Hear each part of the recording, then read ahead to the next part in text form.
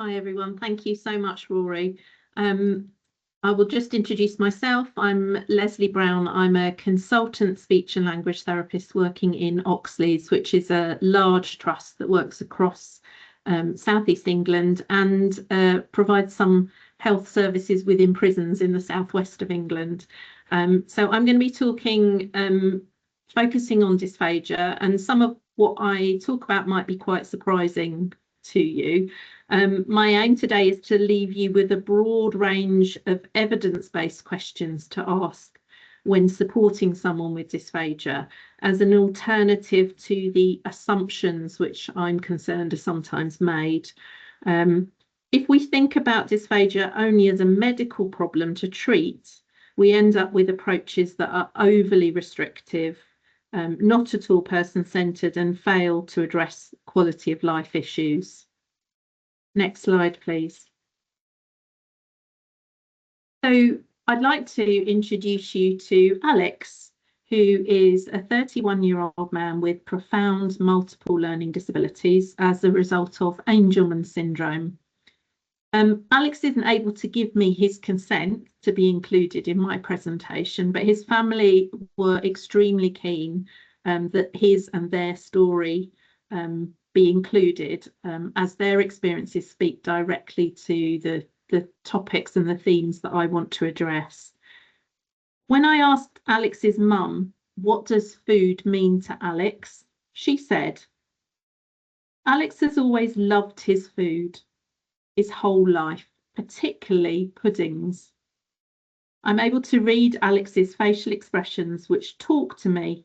They clearly show his great pleasure in food. Alex has always been part of family meal times. I cooked fresh meals daily, and Alex has always eaten the same as the rest of the family, even when food had to be blended. So he has experienced the same wide range of foods and tastes as any other person. On those occasions of dining out with other family or at restaurants, Alex would join the table using his wheelchair, fully included. When Alex moved into supported living, he would share a takeaway, a korma or a sweet and sour, or a Sunday roast with his staff sitting around his dining table. Eating a meal not only feeds the body, but also the mind.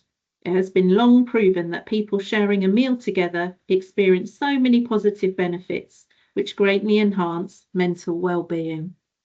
And I'm going to come back to talk a little bit about Alex's experiences at the end. So next slide, please. So whenever we're thinking about difficulties with eating, drinking and swallowing, it's really important that we contextualise these rather than just seeing them as a medical problem to be treated. We know that early feeding experiences play an important role in attachment and emotional and psychological development. Preparing and giving food often has deep meaning and importance for families caring for someone with a learning disability. And eating and drinking are lifelong activities with strong links to emotional well-being and identity. Next slide. So this is the more medical bit. So chewing and swallowing involves a very complex sequence of very finely coordinated nerve impulses, muscle movements, and breathing. We use 50 pairs of muscles and 8 cranial nerves when we're chewing and swallowing. We swallow once a minute to deal with saliva. We swallow 6 to 8 times a minute when we're eating and drinking. And typically we do this without thinking. It's only if you've had a numbing injection at the dentist, or a sore throat, or perhaps you're eating while you're laughing and talking, that you notice that this process can sometimes go wrong. And so for those people who routinely have problems with chewing and swallowing, they will be described as having dysphagia. Next slide. In terms of dysphagia amongst people with learning disabilities, you don't really know how many people with learning disabilities have dysphagia, and that's because although there has been some studies done, the definitions, the groups of people that have been looked at have varied. But what we do know is that it's more common in people with learning disabilities than in the general population. And we know that the more severe a person's learning disability, the more likely they are to have dysphagia. And it's especially common for people with cerebral palsy. And as people get older, especially if they develop dementia, they're more likely to have dysphagia. We know that dysphagia is related to issues with dehydration, weight loss, constipation, urinary infections, poor wound healing, etc. When the oral content goes down the wrong way into the lungs, this is referred to as aspiration. And historically, this is what speech and language therapists often focused on. Next slide, please. A few words about aspiration and aspiration pneumonia. Firstly, it's important to say that we all aspirate. Healthy adults are constantly supplying their lower respiratory tract with bacteria in the form of micro aspirations. Indeed, some of us aspirate a lot of saliva at night. Only a very small percentage of cases of pneumonia are confirmed cases of aspiration pneumonia, although this label is often given to people with learning disabilities without a thorough assessment. Indeed, I've worked with people with learning disabilities who've been diagnosed with aspiration pneumonia over the phone. There's not a simple linear relationship between dysphagia, aspiration, and respiratory infection. We've known for some time that neither dysphagia nor aspiration are independent predictors of aspiration pneumonia. We should never be treating aspiration in isolation, as this leads to overly restrictive and possibly harmful interventions. Remember, even if people are made nil by mouth and are tube fed, they can still aspirate. Recently, I found a quote from an American speech and language therapist, which I found quite helpful. It's not as simple as, I observed aspiration on a swallow study. It must be stopped, or aspiration pneumonia will develop. Perhaps instead of the focus being on aspiration, the thought process should focus on the host. Such an approach requires the speech and language therapist to investigate numerous factors and not make decisions based on the presence or absence of aspiration. Next slide, please. So any assessment and care plan to support someone with dysphagia must consider and address the multiple factors that can increase the risk of respiratory infection, including aspiration pneumonia.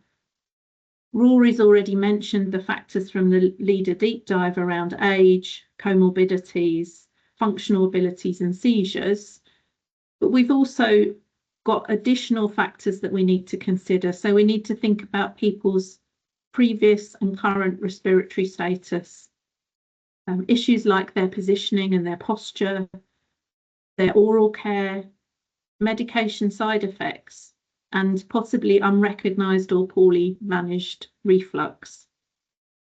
Because this is so complex, this is why a multidisciplinary assessment and management of anybody with dysphagia is essential. And I would argue that rather than an assessment of dysphagia, what we're assessing is somebody's respiratory health and respiratory risks, with dysphagia being one small part of that. Next slide, please. What I want to suggest is that the most significant evidence-based intervention that we can provide to reduce the risk of aspiration pneumonia is scrupulous oral care. Without this, the bacteria can multiply in the plaque on the teeth and then can be aspirated, and it's that that leads to the aspiration pneumonia. There's a range of helpful oral health training resources available. I've put a couple of links here. In addition, most areas have special care dental services which can provide invaluable assessment, treatment and advice. Next slide. Then in terms of working with physiotherapy in particular, there are some simple solutions. So for example, the gentleman on the left who had cerebral palsy, when I first met him, was fed with his head completely tipped back and the food and drink just poured in. We were able to work with him to help him more actively use his tongue, lips and jaw, and more actively participate in eating and drinking by supporting his upper back and his head into a more upright position. And then using things like a nosy or a cutout cup can improve airway protection by avoiding the person tipping their head back. So some of these simple solutions can result in a significant improvement in the person's swallow comfort and function. Next slide, please. So here's Alex again with his mum, Nikki. When Alex was in hospital several years ago, after a period when his epilepsy and his reflux were unstable and poorly managed, his aspiration pneumonia was attributed very simply and solely to his impaired swallow. And indeed, his swallow was impaired at that time when he was in hospital because he was very unwell. The hospital consultant told Alex's mum that he would never swallow again. Alex had a peg fitted, and the initial suggestion was that he should be nil by mouth. Alex's mum told me, when professionals questioned whether or not it was safe for Alex to eat, I was beyond devastated. I know how important shared meals are to Alex. Food was very much part of his social life. He's a gregarious and outgoing man who already has greatly limited experiences in life due to his profound disabilities, so another door had been shut for him.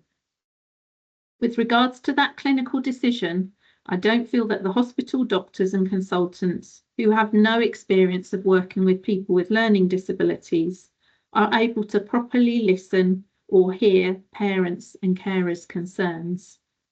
They deal with the purely medical, acute clinical issue to hand and have no regard to looking at the wider picture of the person's life and deliver a more holistic approach. So once Alex was back at home with his peg, we actually started giving him some oral tasters. He'd been kept well with scrupulous oral care, appropriate medication for his epilepsy and his reflux, input from physio and a staff team who know him really well.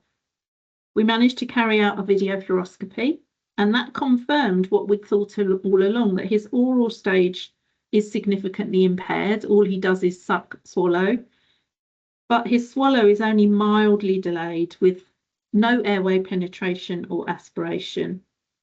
So for Alex, what we're currently working on is actually reinstating some oral intake alongside fluid and medication via his peg. Next slide, please. I wanted to read you these quotes that come from a colleague of mine, Hannah Crawford's PhD, which she carried out some years ago, where she focused on management of dysphagia amongst people with profound multiple disabilities. Mealtimes are a time when the meeting of medical needs for nutrition and hydration and the social needs of making contact and communicating with friends and family intersect. In order to ensure support is appropriate, useful and sensitive to the needs of individuals and their families, it's important to try and view mealtimes through the eyes of these individuals and their families. Last page, please. Hopefully I've given you some food for thought and perhaps some different perspectives on how dysphagia should be assessed and managed. There's some links there to some additional resources that you might want to investigate. Thank you very much. I will now hand over to Georgina.